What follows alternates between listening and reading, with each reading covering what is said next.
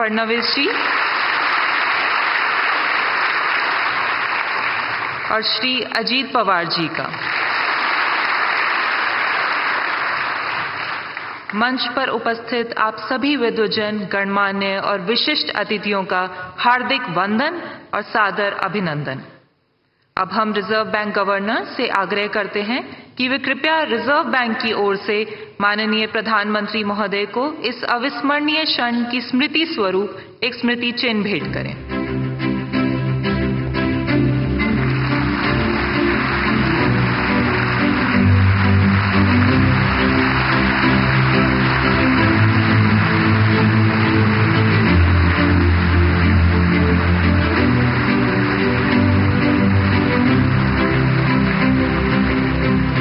धन्यवाद माननीय।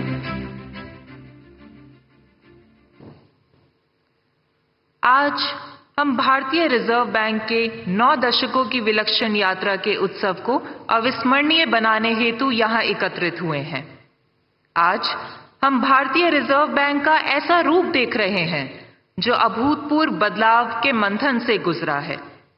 अपनी इस यात्रा के दौरान रिजर्व बैंक ने कई महत्वपूर्ण निर्णय लिए, अनेक चुनौतियों का सामना भी किया। वह स्थिरता, विश्वास और विकास के अपने मूल सिद्धांतों पर हमेशा अटल रहा। आज के दिवस के उपलक्ष्य में रिजर्व बैंक वित्तीय प्रणाली में स्थिरता और विश्वास बनाए रखने और भारत की विकास यात्रा का समर्थन करने के प्रण की ओर खुद को नई ऊर्जा और उत्साह के साथ फिर से समर्पित करता है। इसी के साथ हम रिजर्व बैंक गवर्नर से आग्रह करते हैं कि कृपया अपना स्वागत संबोधन दें।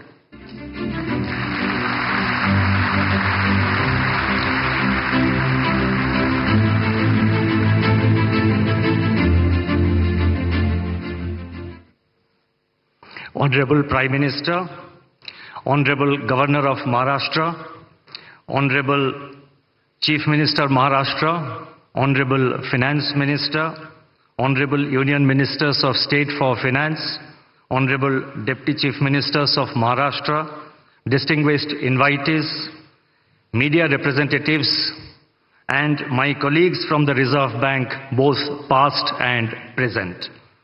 Today, the Reserve Bank of India enters the 90th year from its establishment on April 1, 1935. The journey of the Reserve Bank over the last 9 decades has been one of efficient functioning and contribution to the nation's progress. On this momentous occasion, it's my proud privilege on behalf of the Reserve Bank of India to welcome the Honorable Prime Minister to this commemorative event. Sir, your presence here amidst your very busy schedule is a source of great inspiration to all of us in the Reserve Bank.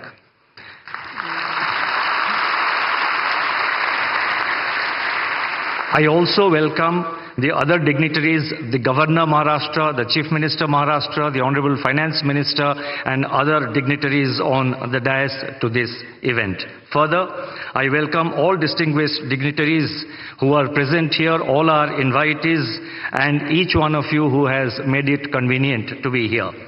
The Reserve Bank's evolution as an institution has been closely intertwined with the development of the Indian economy.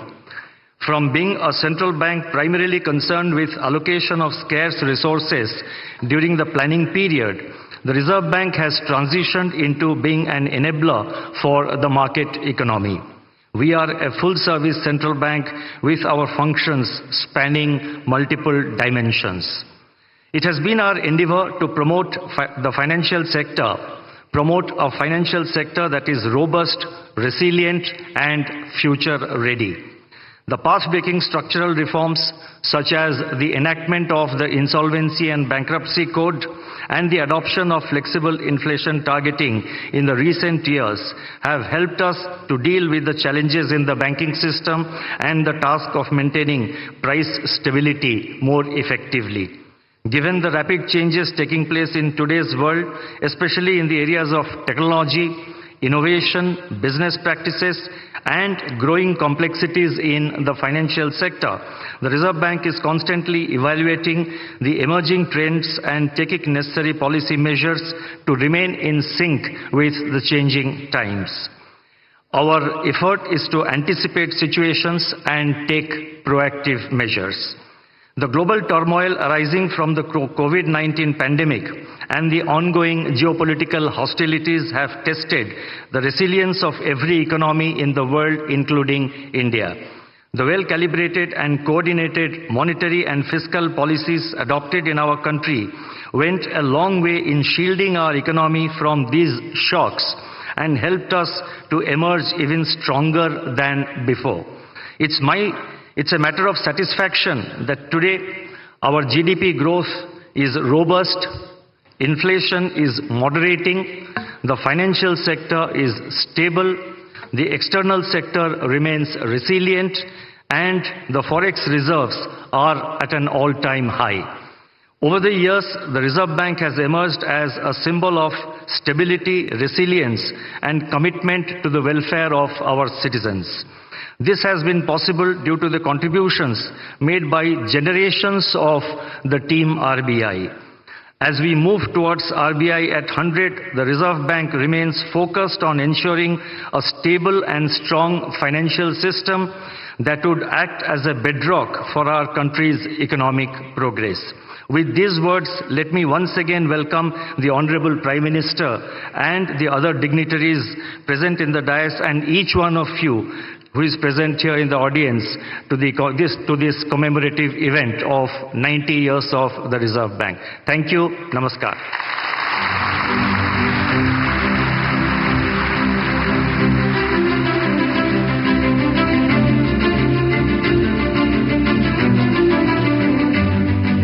धन्यवाद। अब हमारा आग्रह है माननीय वित्त मंत्री महोदया श्रीमती निर्मला सीतारमण जी से कि कृपया अपना विशेष संबोधन दें।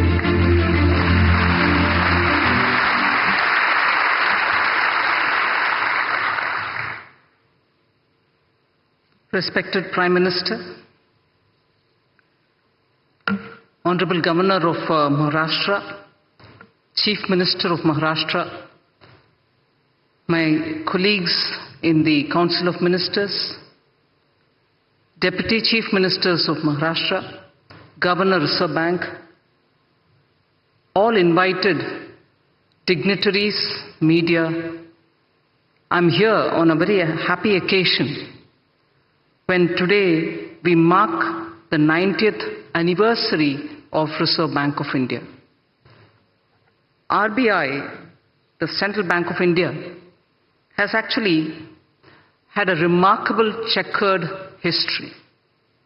It stands tall among its peers on several counts. Once in a century pandemic, the COVID, hit us. The RBI adopted and in fact deployed conventional and unconventional range of instruments to provide liquidity and to promote growth and to ensure financial stability. The two examples that I can cite and which can stand before as a classic example are the moratorium on loan repayments and also the liquidity infusion which happened during that time. Later came the Russia-Ukraine war. RBI's measures primarily aimed at two things. One, to address the inflation and the forex market's volatility. RBI, in fact, has been one of the earliest to recognize the non-transient nature of inflation.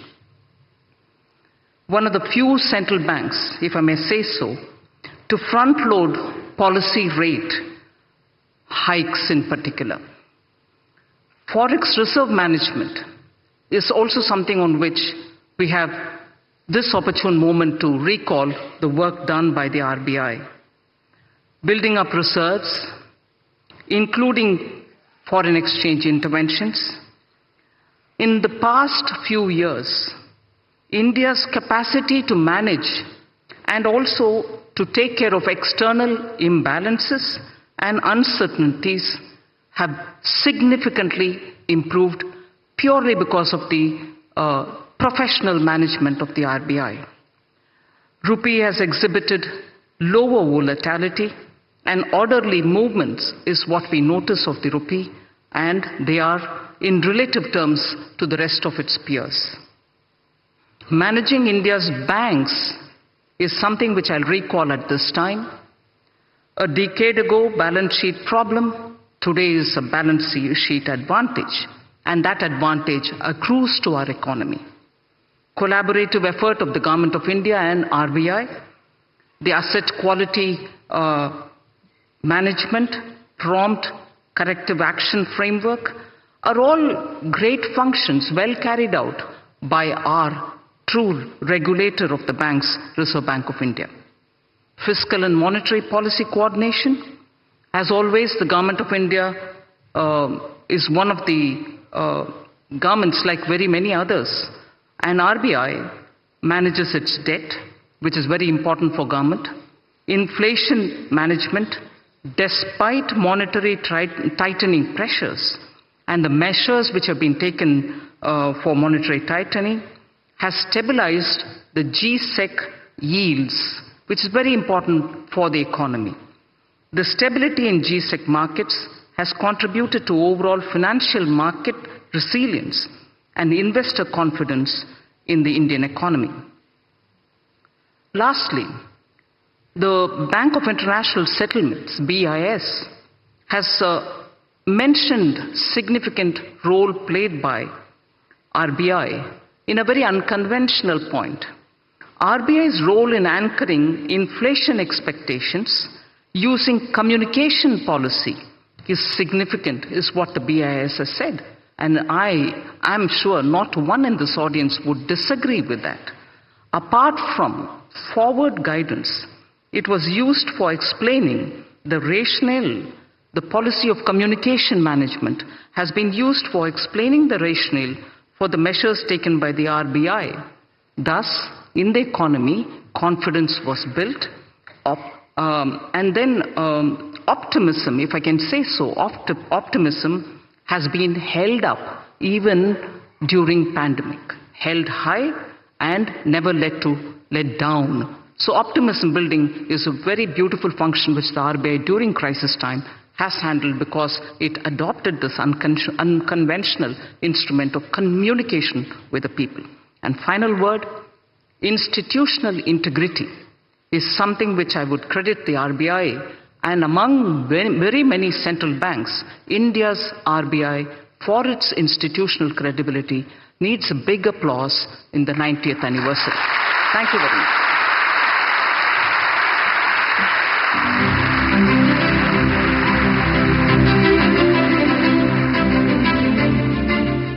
धन्यवाद माननीय, आपके मार्गदर्शन के लिए। Reserve bank की इस अभूतपूर्व यात्रा को समर्पित एक स्मारक सिक्का जारी करने के लिए रिजर्व बैंक गवर्नर से अनुरोध है कि माननीय प्रधानमंत्री जी के कर कमलों द्वारा जारी होने वाले सिक्के को प्रस्तुत करें।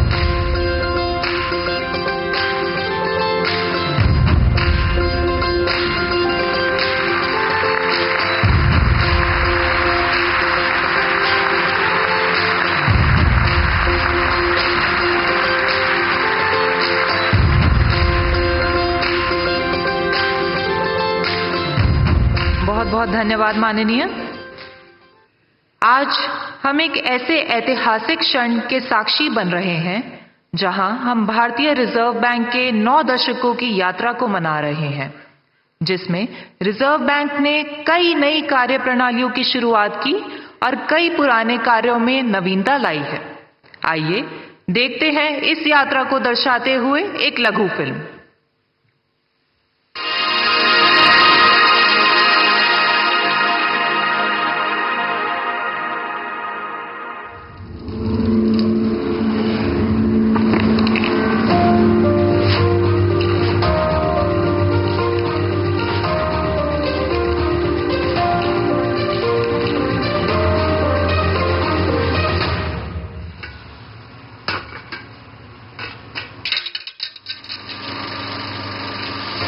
The Reserve Bank of India came into existence on 1st of April 1935 as a joint stock company. It was nationalized in 1949. Over the last 9 decades, through its multifarious functions, the RBI has played a crucial role in the development of Indian financial sector and the economy. As the currency issuer of the country, the RBI has ensured supply of good quality banknotes. It has achieved near self-sufficiency in printing and sourcing of security features of banknotes by setting up of currency printing presses, paper manufacturing units and in-house ink factory. Being the banker and debt manager to the central and state governments, the Reserve Bank has managed their market borrowing programs and facilitated development of the government securities market, introduction of new instruments, strengthening market infrastructure and expanding the participant base, including retail investors, have ensured deepening of financial markets. India's monetary policy framework has evolved from monetary targeting to flexible inflation targeting, which was introduced in 2016. This was a major structural reform and has fostered price stability. RBI's monetary policy decisions are backed by its robust research and data analysis. The Reserve Bank is also responsible for the country's foreign exchange and reserves management. Its role has evolved over the years from being a regulator to a facilitator in an environment of market-determined exchange rates. A number of measures have been taken to simplify foreign exchange regulations for facilitating investment and trade. As the regulator and supervisor of a large part of the financial sector, the RBI has played a crucial role in promoting a sound and efficient financial system in the country. The regulatory and supervisory architecture of the financial system has been comprehensively restructured in the recent years. As a part of its commitment to financial inclusion, the Reserve Bank's policy on priority sector lending and many other measures has channelized credit to the needy sectors of the economy. This has given a strong fillip to financial inclusion. To strengthen customer protection and grievance redress mechanisms, the scope of Banking Ombudsman Scheme has been gradually widened. The Reserve Bank Integrated Ombudsman Scheme embodies the One Nation, One Ombudsman approach. India now has state-of-the-art payment systems that are affordable, accessible, convenient, safe and secure. The country has acquired a leadership position in digital payments landscape. As a regulator of the payment system, the RBI has played a significant role on making this possible. As part of promoting responsible innovations in financial services, the regulatory sandbox of the Reserve Bank provides a platform for developing solutions with focus on innovation and research in the fintech space. Giving further fillip to innovation, the RBI has taken a pioneering role among central banks by introducing the digital rupee, the central bank digital currency, in 2022 as a pilot project. The RBI has also been an institution builder in niche areas of the financial services sector. In its 90 years journey, the Reserve Bank has navigated through turbulent times with commitment and determination. This was prominently visible during the COVID-19 pandemic and the war in Ukraine. India's financial system and the economy have emerged stronger from these unprecedented global shocks. As we commemorate 90 years of the RBI, we rededicate ourselves to building a robust financial system that is future-ready and contributes to the well-being of our country and the people.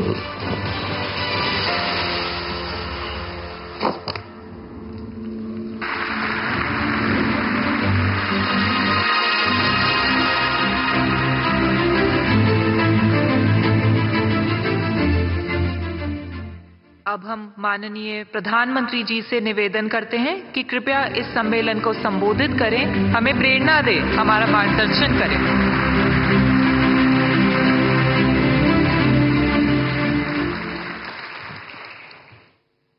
Maharashtra के राज्यपाल श्री रमेश बैस जी,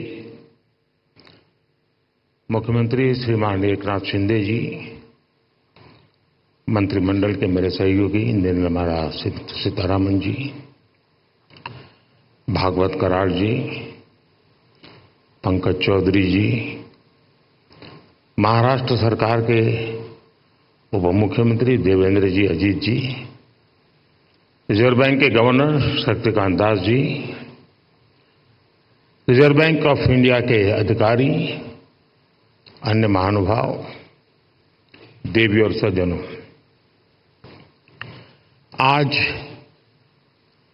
भारत का reserve bank एक ऐतिहासिक पड़ाव पर पहुंचा है। RBI ने अपने 90 इयर्स पूरे किए हैं। एक संस्थान के रूप में आरबीआई आजादी के पहले और आजादी के बाद दोनों ही कालखंड का गवाह है। आज पूरी दुनिया में आरबीआई की पहचान उसके प्रोफेशनलिज्म और कमिटमेंट की वजह से बनी है। मैं आप सभी को रिजर्व बैंक ऑफ इंडिया के सभी कर्मचारियों और अधिकारियों को आरबीआई की स्थापना के 90 इयर्स की बधाई देता हूं।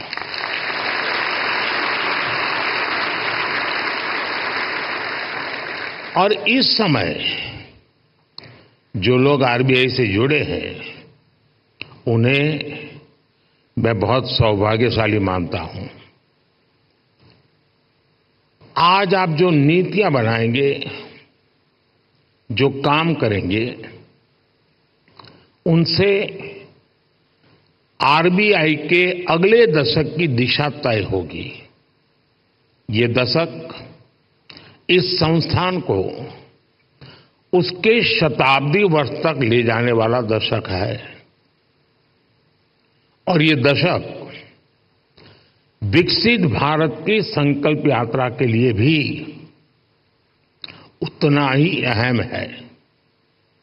और इसके लिए जैसा आप लोगों का मंत्र है, आरबीआई को तेज ग्रोथ को सर्वोच्च प्राथमिकता देते हुए ट्रस्ट और स्टेबिलिटी पर भी उतना ही फोकस करना है।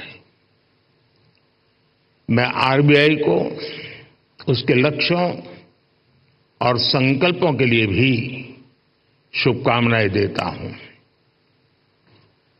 साथियों, आप सभी अपनी फील्ड के एक्सपर्ट्स हैं। आप जानते हैं कि देश की अर्थव्यवस्था, हमारी जीडीपी काफी हद तक मॉनेटरी और फिस्कल पॉलिसीज के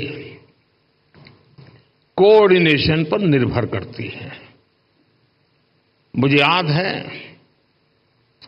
जब 2014 में रिजर्व बैंक के 80वें वर्ष के कार्यक्रम में आया था, तब हालात एकदम अलग थे।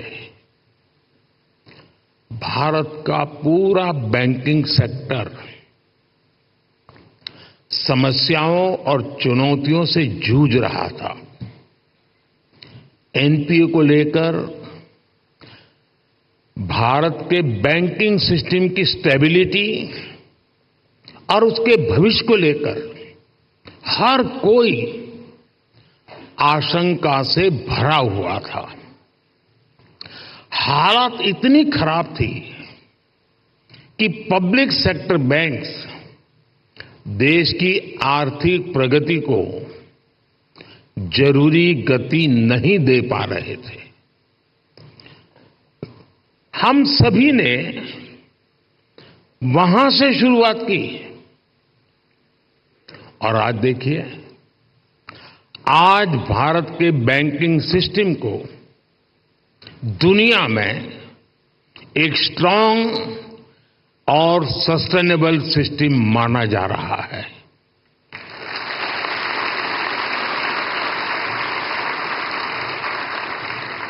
जो बैंकिंग सिस्टम कभी डूबने की कगार पर था, वो बैंकिंग सिस्टम अब प्रॉफिट में आ गया है और क्रेडिट में रिकॉर्ड वृद्धि दिखा रहा है। फ्रेंड्स, आप भी जानते हैं कि सिर्फ 10 साल में इतना बड़ा परिवर्तन आना आसान नहीं था। ये बदलाव इसलिए आया क्योंकि हमारी नीति, नियत और निर्णयों में स्पष्टता थी। ये बदलाव इसलिए आया क्योंकि हमारे प्रयासों में दृढ़ता थी, ईमानदारी थी। आज देश देख रहा है, जब नीयत सही होती है तो नीति सही होती है, जब नीति सही होती है तो निर्णय सही होते हैं, और जब निर्णय सही होते हैं तो नतीजे सही मिलते हैं।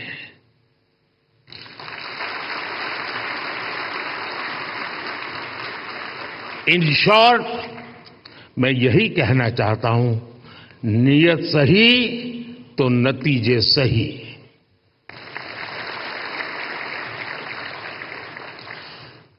कैसे देश का बैंकिंग सिस्टम ट्रांसफॉर्म हुआ, ये अपने आप में एक स्टडी का विषय है। हमने कोई भी सिरा ऐसा नहीं था जिसे ऐसे ही छोड़ दिया हो। हमारी सरकार ने रिकॉग्निशन, रिजोल्यूशन और रिकैपिटलाइजेशन की रणनीति पर काम किया। पब्लिक सेक्टर बैंक के हालात सुधारने के लिए सरकार ने करीब 3.5 लाख करोड़ का कैपिटल इन्फ्यूजन किया और साथ ही गवर्नेंस संबंधी कई रिफॉर्म्स भी किए। अकेले इंसॉल्वेंसी एंड बैंक्रप्सी कोड की नई व्यवस्था से ही करीब 3.25 लाख करोड़ के लोन्स रिजॉल्व हुए। और एक आंकड़ा देशवासियों को जरूर जानना जरूरी है, 27,000 से ज्यादा ऐसी एप्लीकेशंस जिसमें 9 लाख करोड़ रुपए से ज्यादा का अंडरलाइन डिफॉल्ट था, वो आईबीसी में एडमिशन से पहले ही रिजॉल्व हो गई। ये दिखाता है कि इस नई व्यवस्था का सामर्थ्य कितना ज्यादा है। बैंकों का जो ग्रॉस एनपीए 2018 में 11.25% के आसपास था, वो सितंबर 2023 आते आते 3% से भी कम हो गया।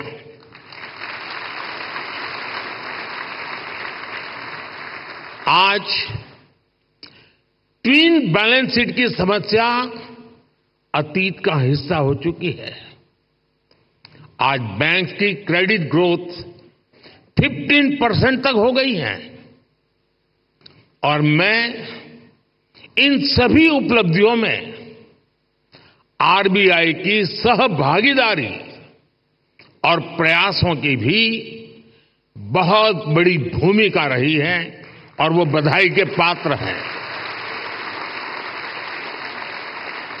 साथियों, आरबीआई जैसे संस्थान के बारे में चर्चा अक्सर फाइनेंशियल डेफिनेशन और कठिन टर्मिनोलॉजीज तक ही सीमित रह जाती है।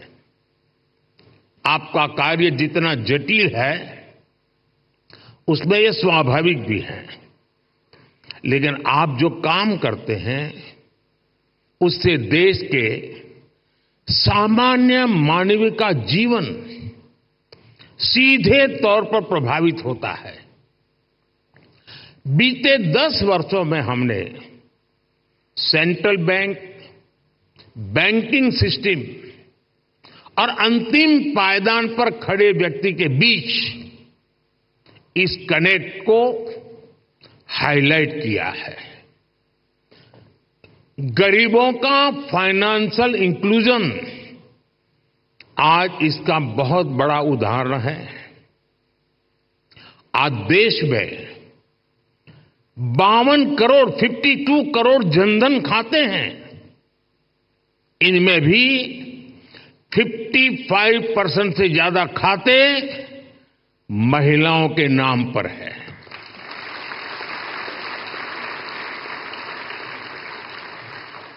इसी फाइनेंशियल इंक्लूजन का प्रभाव आप एग्रीकल्चर और फिशरीज जैसे सेक्टर्स में भी देख सकते हैं।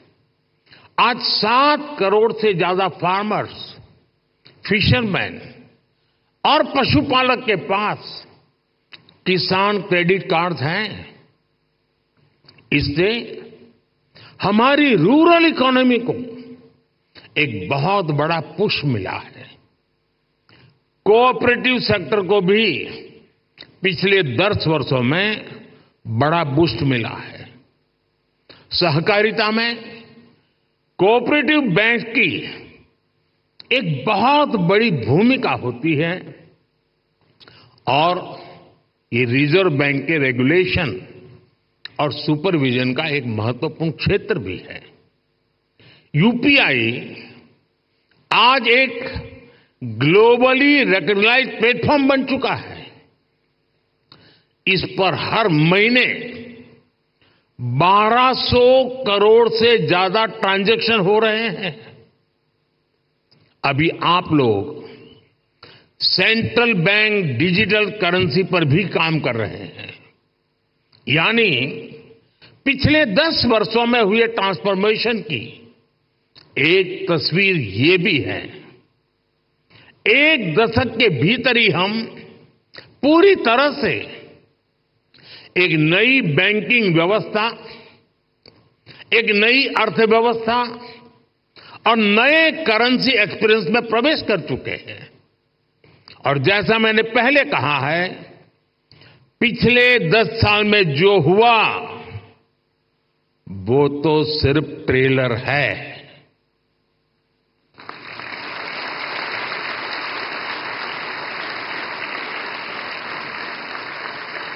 अभी तो बहुत कुछ करना है। अभी तो हमें देश को बहुत आगे लेकर जाना है। साथियों, बहुत जरूरी है कि हमारे पास अगले 10 साल के लक्ष्य बिल्कुल स्पष्ट हो। हमें मिलकर अगले 10 साल में डिजिटल ट्रांजैक्शन की संभावनाओं को विस्तार देना होगा। हमें कैशलेस इकोनॉमी से आ रहे इन बदलावों पर नजर भी रखनी होगी। हमें फाइनेंशियल इंक्लूजन और एम्पावरिंग एफर्ट्स को भी और बेहतर करना होगा। साथियों, इतनी बड़ी जनसंख्या की बैंकिंग नीड्स भी अलग अलग हो सकती है। कई लोग फिजिकल ब्रांच मॉडल को पसंद करते हैं, कई लोगों को डिजिटल डिलीवरी पसंद होती है। देश को ऐसी नीतियां बनाने की जरूरत है जिससे ईज ऑफ डूइंग बैंकिंग बेहतर हो और सभी को उनकी जरूरत के अनुसार क्रेडिट एक्सेस मिल सके। डीपीआई के क्षेत्र में भारत को अग्रणी बनाने के लिए हमें आर्टिफिशियल इंटेलिजेंस, मशीन लर्निंग की निरंतर मदद लेनी चाहिए। भारत की प्रगति तेज गति से हो, इंक्लूसिव हो, सस्टेनेबल हो, इसके लिए रिजर्व बैंक को लगातार कदम उठाते रहने होंगे।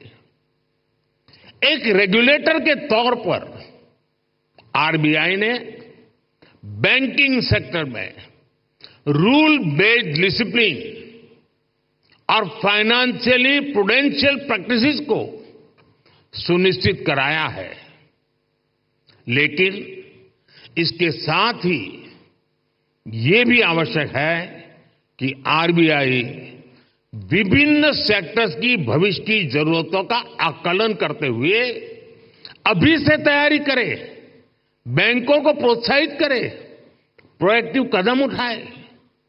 मैं आपको विश्वास दिलाता हूं कि सरकार आपके साथ है।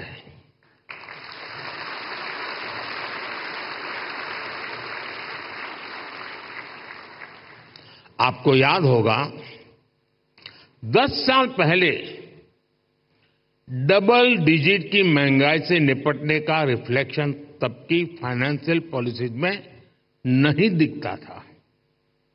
इससे निपटने के लिए हमारी सरकार ने रिजर्व बैंक ऑफ इंडिया को इन्फ्लेशन टारगेटिंग का अधिकार दिया।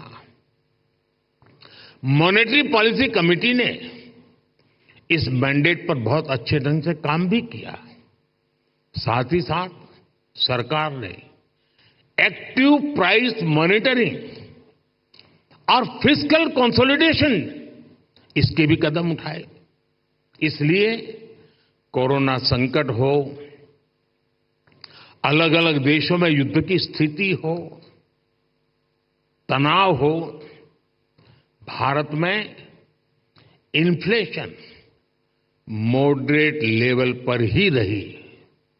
साथियों, जिस देश की प्रायोरिटी स्पष्ट हो उसे प्रोग्रेस करने से कोई नहीं रोक सकता।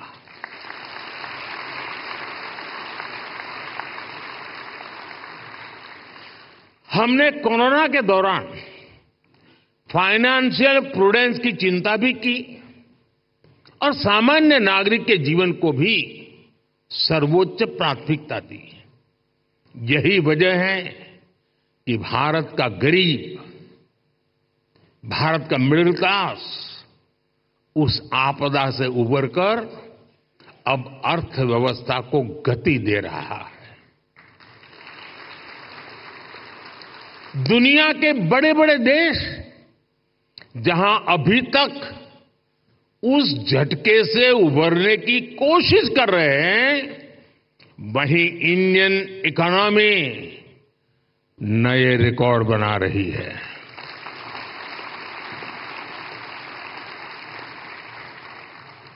भारत की सफलता को आरबीआई वैश्विक स्तर पर ले जा सकता है।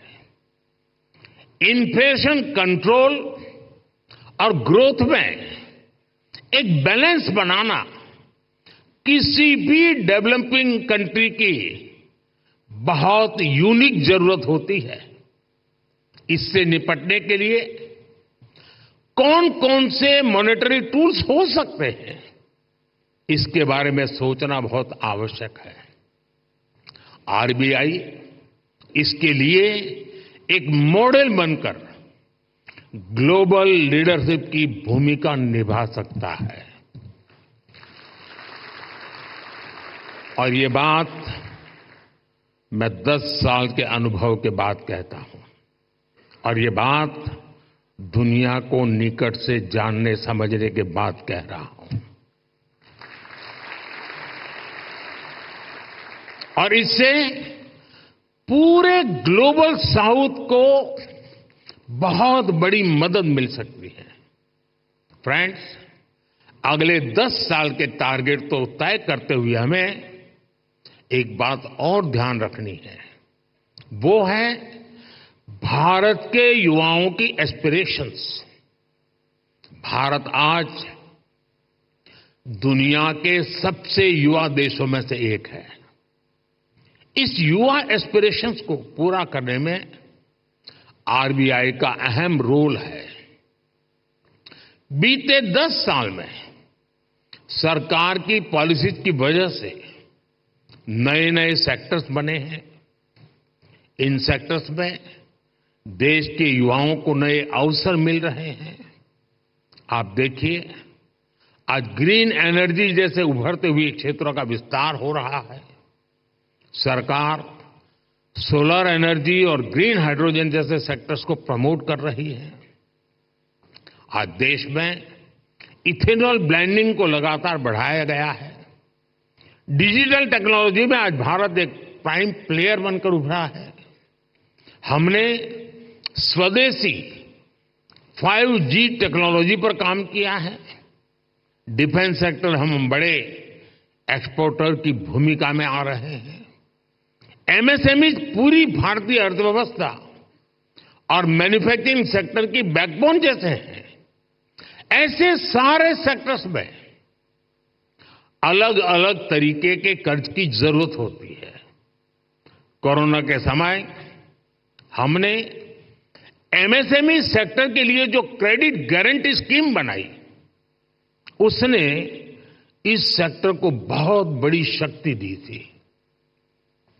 रिजर्व बैंक को भी आगे out of the box policies के बारे में सोचना होगा। और मैंने देखा है हमारे शक्तिकांत जी आउट ऑफ बॉक्स सोचने में माहिर है।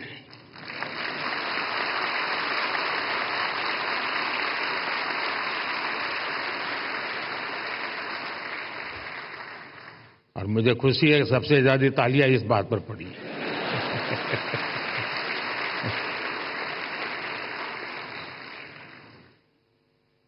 विशेषकर नए सेक्टर्स में हमारे युवाओं को पर्याप्त क्रेडिट अवेलेबिलिटी मिले, ये सुनिश्चित किया जाना बहुत जरूरी है। साथियों, 21वीं सदी में इनोवेशन का बहुत महत्व रहने वाला है। सरकार इनोवेशन पर रिकॉर्ड इन्वेस्ट कर रही है। आपने देखा है, अभी अभी हमने जो इंटरिम बजट दिया, उसमें इनोवेशन के लिए 1 लाख करोड़ रुपए का रिसर्च फंड भी बनाया है। कटिंग एज टेक्नोलॉजी पर जो प्रपोजल आएंगे, जो लोग इस क्षेत्र में काम करना चाहते हैं, हम उनके लिए कैसे प्रिपेयर हो, ये सोचना बहुत आवश्यक है। और आरबीआई को अभी से सोचना चाहिए कि वो कैसे उनकी मदद करेगा। हमें ऐसे लोग पहचानने होंगे, हमें ऐसी टीम्स बनानी होगी जो परंपरागत कारोबार हैं, जो आने वाले विषय हैं, हमें उन्हें लेकर एक्सपर्टीज डेवलप करनी चाहिए।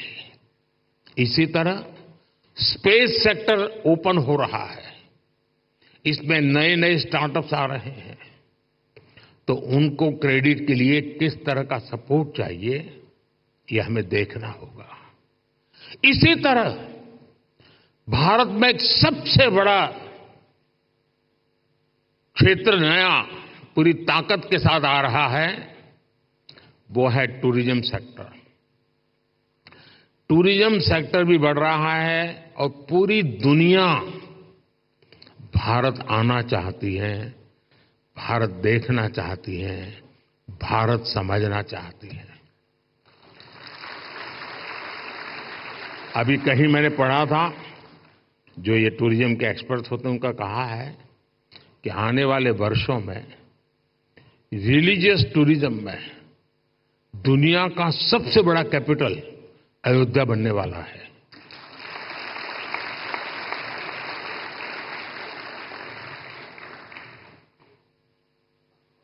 हमें देखना होगा कि इस सेक्टर को फाइनेंशियल सपोर्ट करने के लिए हमारी क्या तैयारी है।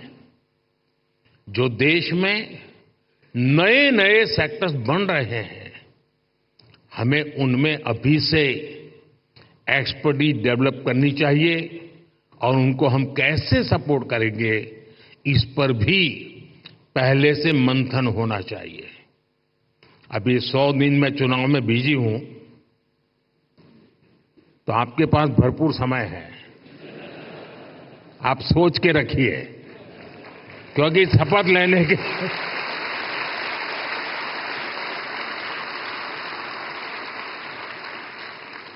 क्योंकि शपथ लेने के दूसरे दिन ही धमाधम काम आने वाला है।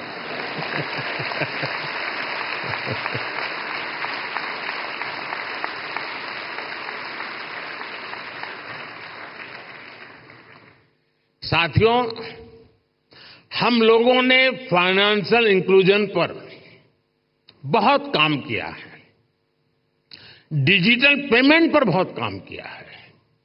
इससे हमारे छोटे बिजनेस की, रेहड़ी पटरी वालों की फाइनेंशियल कैपेसिटी अब ट्रांसपेरेंटली दिखाई देने लगी है। अब इस जानकारी का उपयोग करते हुए हमें उन्हें फाइनेंशियल एम्पावर करना है। फ्रेंड्स, हमें मिलकर अगले 10 वर्षों में एक और बड़ा काम करना है। हमें भारत की आर्थिक आत्मनिर्भरता को बढ़ाना है। हमें कोशिश करनी है कि हमारी इकोनॉमी दुनिया के संकटों से कम प्रभावित हो। आज भारत ग्लोबल जीडीपी ग्रोथ में 15% के साथ ग्लोबल ग्रोथ का इंजन बन रहा है। इन स्थितियों में ये प्रयास होना चाहिए कि हमारा रुपया पूरी दुनिया में ज्यादा एक्सेसिबल भी हो, एक्सेप्टेबल भी हो। एक और ट्रेंड जो बीते कुछ वर्षों में पूरी दुनिया में देखने को मिला है, वो है बहुत ज्यादा आर्थिक विस्तार और बढ़ता हुआ कर्ज। कई देशों का प्राइवेट सेक्टर डेट तो उनकी जीडीपी के 2 गुने तक पहुंच गया है। कई देशों का डेट लेवल उस देश के साथ साथ पूरी दुनिया की अर्थव्यवस्था को प्रभावित करता है। रिजर्व बैंक को इस पर भी एक स्टडी करनी चाहिए। भारत की ग्रोथ के जितने प्रॉस्पेक्ट्स और पोटेंशियल है, उसको ध्यान में रखते हुए क्रेडिट की कितनी उपलब्धता होनी चाहिए और उसको कैसे सस्टेनेबल तरीके से मैनेज किया जाना चाहिए, इसे आधुनिक परिप्रेक्ष्य में तय किया जाना बहुत आवश्यक है। साथियों, देश के लिए जरूरी प्रोजेक्ट्स को फंडिंग देने के लिए हमारी बैंकिंग इंडस्ट्री को उसके आगे बढ़ना भी उतना ही जरूरी होगा। और इस आवश्यकता के बीच आज कई मोर्चों पर चुनौतियां भी हैं। एआई और ब्लॉकचेन जैसी नई तकनीकों ने बैंकिंग के तरीकों बदला है, पूरा तरीका बदल गया। बढ़ती डिजिटल बैंकिंग की व्यवस्था में साइबर सिक्योरिटी की भूमिका बहुत अहम हो गई है। फिनटेक में होने वाले नए इनोवेशंस बैंकिंग के नए तरीके बनाने जा रहे हैं। ऐसी परिस्थितियों में देश के बैंकिंग सेक्टर में, उसके स्ट्रक्चर में क्या बदलाव जरूरी है, इस पर हमें सोचना होगा। इसमें हमें नए financing, operating and business models की आवश्यकता हो सकती है। ग्लोबल चैंपियंस की क्रेडिट जरूरतों से लेकर रेहड़ी पटरी वालों तक की जरूरत को कटिंग एज सेक्टर से लेकर ट्रेडिशनल सेक्टर तक की जरूरतों को हम पूरा कर सकें, ये विकसित भारत के लिए बहुत जरूरी है। विकसित भारत के बैंकिंग विजन के इस पूरे अध्ययन के लिए रिजर्व बैंक बहुत उपयुक्त संस्था है। आपके ये प्रयास 2047 के विकसित भारत के निर्माण के लिए बहुत अहम होंगे। एक बार फिर आप सबको मेरी बहुत बहुत शुभकामनाएं।